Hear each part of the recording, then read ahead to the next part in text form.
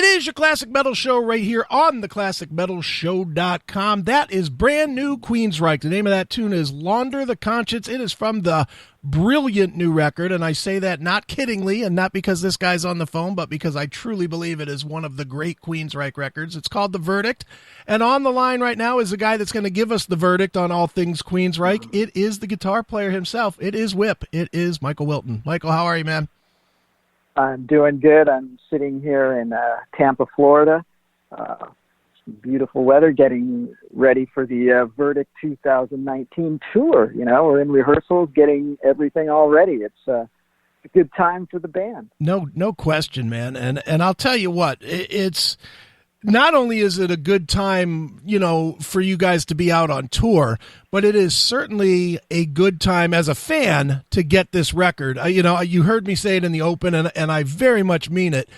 The Verdict is an amazing, amazing Queensryche record. It's definitely the best since Todd's been in the band. I would say this is probably the best thing that's come out with the name Queensryche on it since, I don't know, maybe Promised Land. It's just a great record, dude. Oh, thank you so much. I mean, we're really proud of The Verdict. It's making a big splash right now, and it's something that, you know, the Queensryche's going to tour on all over the world for a couple of years, and we're really excited about it. Sure. Now, Whip. Obviously, when Todd joined the band, however many years it's been at this point, you know, you kind of have gone in phases, and this is as a fan, I guess, so maybe it's not as obvious, but as a fan, it seems like you have gone in phases. The first record was really felt like it was you guys were trying to sound like what you assumed fans wanted Queensryche to sound like. Second record sounded like you took a little bit more chances. You started learning what you had, you know, Todd fitting in more with the band. And now it feels like maybe it's all come together, you know, as far as the creative element, as far as what you want the band to sound like, and as far as also appealing to the fans. Is that accurate in your eyes, or am I just making shit up? You know, I think part of what you said is true. I think what rings true is that, yes, this is the evolution of the band. This rendition of the band, I mean, you know, we've been touring and recording with this lineup now for 7 years, and we're at that point where I think everybody that is in Queensryche is becoming Queensryche. You know, they're comfortable in their writing styles, they're comfortable in their performance, and you know, we're really at a good point of our career. And I think the you know, the creative element in the band is really you know, sparked on this album, The Verdict. This was definitely a different approach in the writing process, and it's something that you know, we as a band are very proud of. Sure. Now, one big difference is obviously that Todd played the drums on this, and Scott is not with the band right now or for the foreseeable future. It seems like for you guys creatively, and I guess specifically, you know, you and Eddie, you know, how different was the creative process? Because I mean, you guys have spent 30 whatever years building songs, you know, the three of you, and now you know, you have a change in a core position in the band. Was there a difference in the creative element for you? Well, yeah, I mean, obviously, you know, this is a business, and you know, you have schedules and deadlines, which obviously we're horrible at keeping.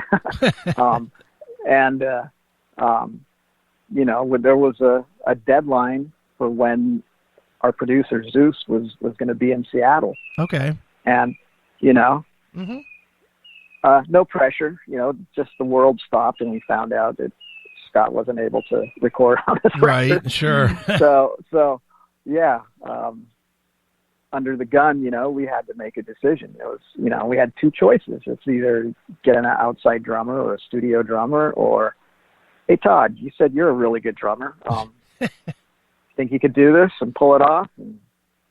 And No, he was foaming at the mouth. Right. He's first and foremost a drummer, and he started playing drums when he was 16 years old. And okay. Queensryche was one of his biggest influences. So sure.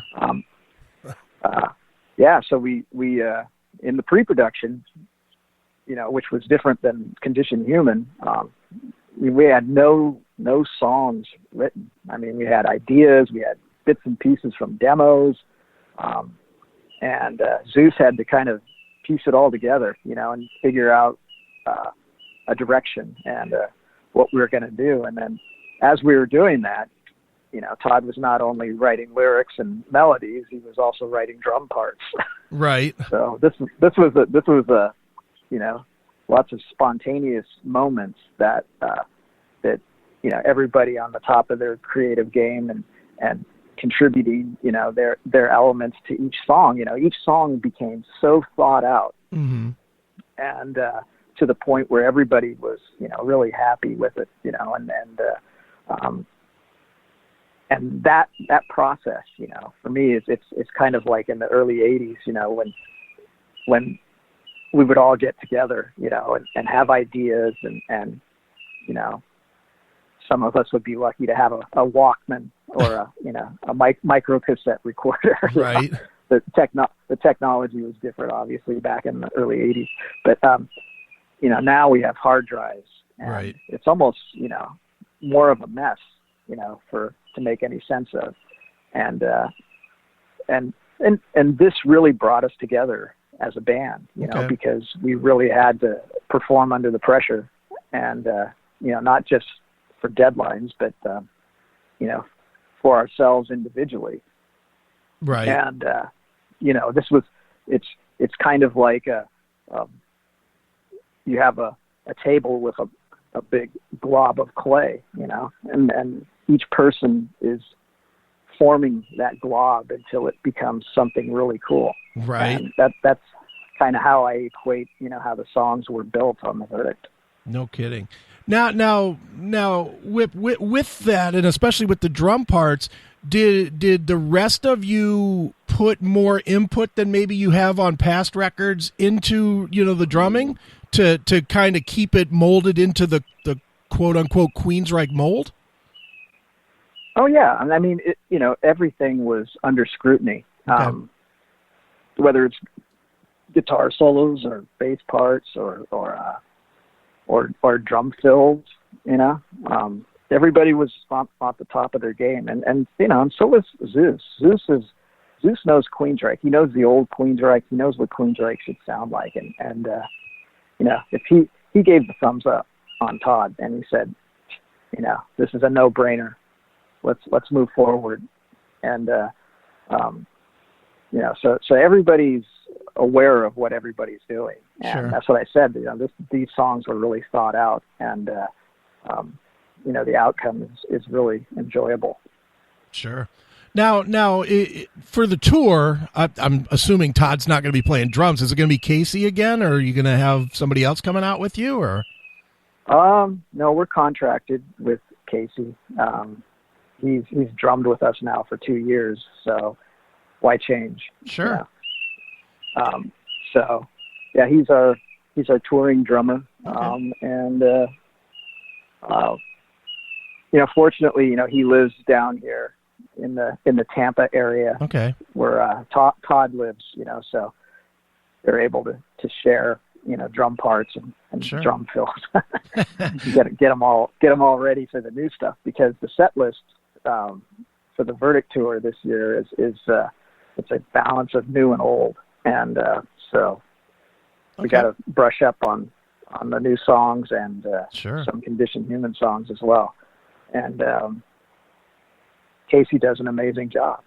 Sure. He's plays the songs respectively, and fans love him. He's exciting sure. to watch. So it's great. Absolutely. Is there a reason he wasn't brought in to do the recording, or is it just there wasn't time for all that? Yeah, like I said, we were really under the gun, sure. and scheduling, and it was just for what we had as far as content. We knew what we had, and we knew what we needed to do. And, just the idea of bringing someone else new, it's going to add weeks, maybe months, and it was just more practical, to use Todd. Sure. That makes sense. Well, Whip, the ugly side of Queensryche right now, of course, is the PledgeMusic thing. And I mean, you guys have, like a lot of bands, you got snake bit hard by this, and probably more than most, because you're probably the biggest band that was using PledgeMusic, I think. I think Judas Priest is on there, and I think they were a little, I don't know. I just, someone told me that. So. Sure. Well, but it's a mess. It's just a mess. It's crowdfunding is a glorified fan club. Sure. Where you're in a platform with millions of people, and you can do pre-sales on CDs, and the record companies love it. But yeah, a couple of weeks ago, I got a phone call from the management, and it's like DEFCON 5 right. pledge. All the money's gone. What? So that's insane. That money, that they stole from us is basically was going to pay for the orders that we had made. When you order CDs from a record company, it's net 30 days. Right. When you order merchandise, it's payment on delivery. Right. So we're all of a sudden, it's like, wow, this sucks for us, but it sucks for the fans worse, because, some of them are getting refunds, some of them are not, and it just leaves a salty taste in your mouth all around. Absolutely. Will you guys, I don't know, I'll just ask it directly, will you guys bite the bullet and invest in the fans that invested in you and fulfill all the orders that were made that can't be refunded?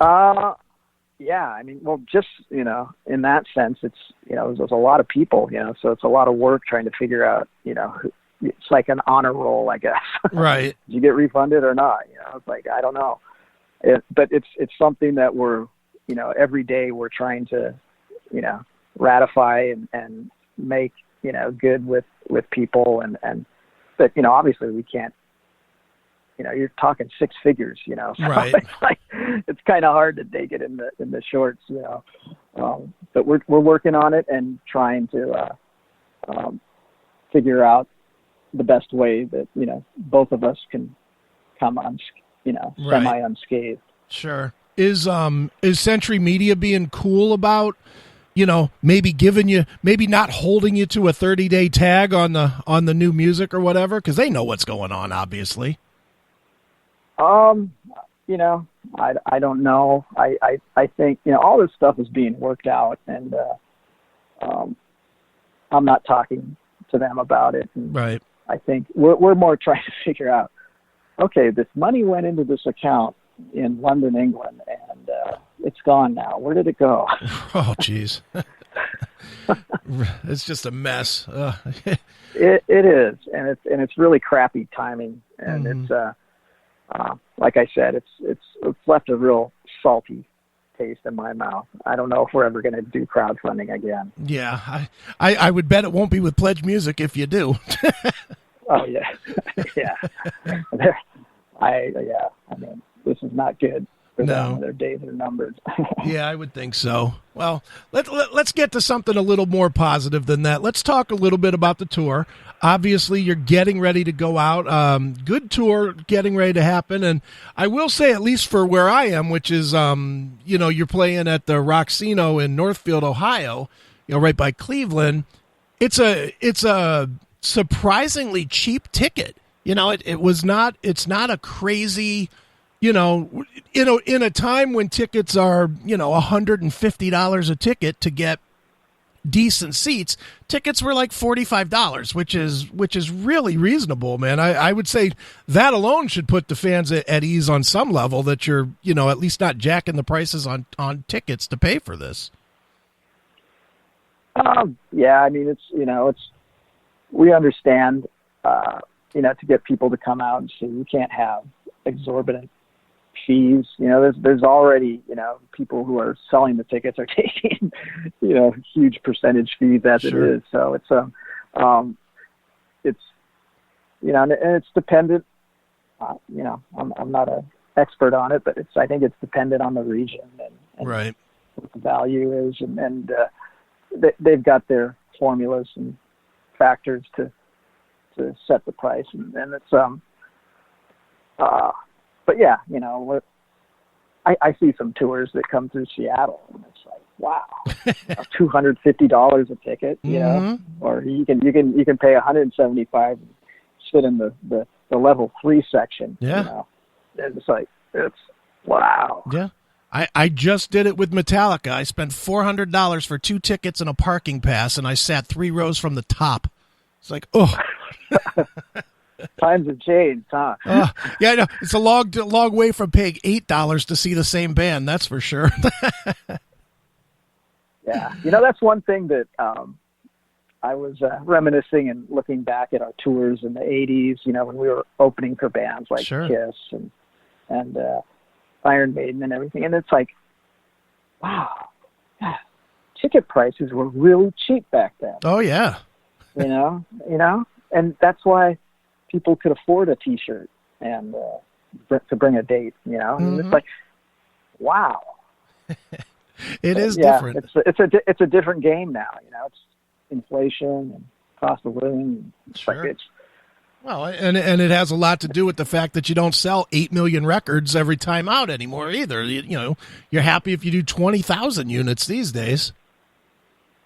I know, and it's like, go figure, right? Mm-hmm. There's more people in the world now, than there were. And that means more people are listening to music, yet you're making less money. Mm-hmm. It's crazy. Well, before I get done with you, Michael, I got to ask you one I'm going to test your memory a little bit, because this is an old question or an old show, but it's the best show that I ever saw in my entire life of any band, and I've seen well over 1,000 shows, and it involved you guys, and I've always wanted to ask your take on this show. What are your memories or your take of Day on the Green '91 with you guys, Metallica, Faith No More, and Soundgarden in Oakland? Oh, yeah, that was magical. One, to be in association with those bands, and the backstage was so cool. All the bands were so cool and nice. It was just a great day, and